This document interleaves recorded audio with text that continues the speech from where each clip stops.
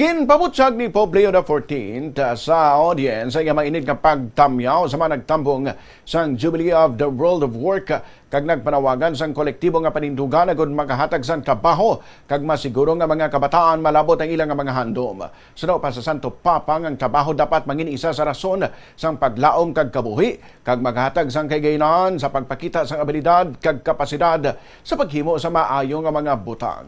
Giningyo man sang Santo Papa sa komunidad nga suportahan ang profesional nga pag-uswag sang tanan ilabi na gid sa mga pamatanon. Gintubod man niya mga peregrinasyon sa Poland sa World of Work nga nagasunod sa tudlo ni St. John Paul II kag sa iya encyclical nga Laborem Exercens nga nagtumod sa mga pagbago kag isang pagpauswag sang kabuhi.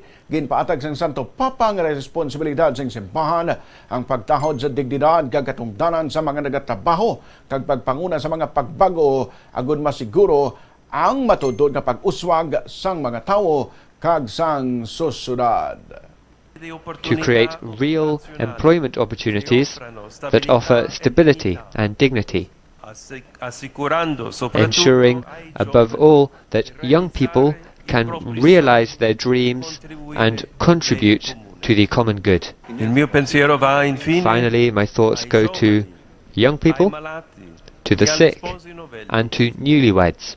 I sincerely hope that everyone will return home refreshed by this Jubilee experience and reinvigorated in their desire to follow the gospel and bear witness to it courageously.